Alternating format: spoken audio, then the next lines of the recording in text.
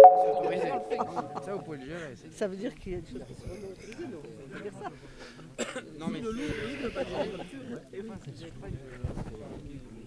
quand même. Parce que des cochons, il faut quand même qu'ils trouvent un peu de. Non, mais les cochons, vous pouvez les lever dans des buis comme ça. Hein. Ouais. Moi, je ne suis pas un vrai chasseur de sangliers, mais vous demandez aux chasseurs de sangliers, ils peuvent être dans une haie. Ah bah ça se met dans un bout de machin. ouais. Mais il faut quand même qu'ils trouvent des endroits où il y a un peu de. On en a tué cette année là. Vous y êtes passé devant. Monsieur le ministre, on vous sent très attentif aujourd'hui. Il n'y a pas qu'aujourd'hui que je suis attentif. Alors peut-être que c'est parce que la première fois que vous me voyez, mais très attentif parce que d'abord, c'est parfois dans les détails que se niche, on croit qu'on a réglé les problèmes. On en parle souvent avec la présidente sur tel ou tel sujet, puis ça nécessite toujours de bien tirer la pelote et de regarder le détail des choses. Et donc oui, je suis toujours très attentif, dans un moment qui est en plus particulier, mais en soi, c'est plutôt mon tempérament d'être attentif, d'essayer de comprendre ce qui marche, de comprendre ce qui ne marche pas et ce qu'on peut essayer d'améliorer. Et en particulier sur cette question des prairies sensibles, parce que quand on le regarde un peu avec une espèce de distance normale, hein, parce que c'est un sujet qui est très propre à la Lozère, au Cantal, et en Europe assez rare, hein, parce que ce type de topographie, de climat, de sol est assez particulier. C'est quand même pas partout qu'on a ça. Donc ça nécessite de rentrer dans le détail, de regarder les cartes, de dire mais comment ça marche, de regarder les contraintes que ça fait peser pour essayer de les lever et de les faire lever. C'est ce qu'on a fait d'ailleurs, on en parlait ce matin avec la réunion avec les organisations syndicales et avec la présidente de la Chambre et les élus présents. C'est d'essayer d'apporter toute réponse de simplification. Alors la simplification, je dis quand même un mot là-dessus, c'est pas le renoncement aux choses, c'est simplement de tenir compte de ce qu'est la réalité des choses. Quand vous avez une prairie qui prend un été de sec et qu'elle a perdu complètement ses fonctions de prairie, y compris pour nourrir les animaux, vous avez quand même un sujet.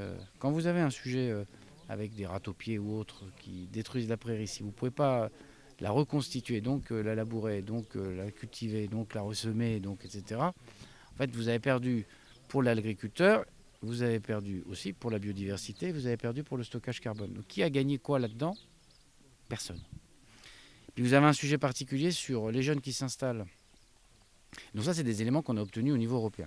On en a souvent parlé avec la présidente Valentin, que je salue de son engagement, et je peux témoigner personnellement du fait qu'elle n'a pas manqué régulièrement de me solliciter sur un certain nombre de sujets, sur lesquels on a donné, d'ailleurs, je crois, droit sur un certain nombre d'entre eux, parce qu'elle s'occupe aussi de sujets, on parle souvent des sujets de prédation. Donc sur cette fameuse affaire des prairies sensibles, on a obtenu au niveau européen les ouvertures sur cas de sécheresse, cas de prédation, si on peut dire râteau-pied ou autre, ou de dégradation des prairies liées à des espèces comme celle-là, envahissantes, on puisse de redonner le droit aux agriculteurs de travailler dessus. Puis il y a un sujet qu'on va travailler, mais qu'on doit travailler là dans les semaines qui viennent. C'est pas une question de mois là, hein, c'est une question de semaines.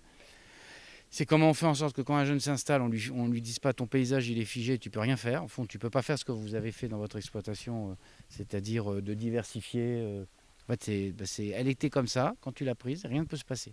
Alors qu'il a besoin peut-être de retrouver de l'autonomie fourragère, de l'autonomie, enfin bref, et puis qu'il a peut-être besoin de diversifier ici avec telle ou telle autre production. Puis deuxième sujet, c'est de faire en sorte que quand il y a un ratio, quand vous avez autant de prairies que ça, que vous n'ayez aucune souplesse, ça vous contraint en fait, on en parlait tout à l'heure avec un agriculteur présent, c'est quand vous avez 100% par exemple de prairies sensibles, en fait, votre choix c'est de faire quoi ? Vous voyez ce que je veux dire? Alors que peut-être vous n'êtes pas autonome, que les contraintes climatiques vont peser sur vous, que vous ne savez même pas quoi faire de votre fumier parce que les prairies sensibles intègrent un certain nombre de contraintes. Donc c'est ça sur lequel il faut qu'on travaille pour...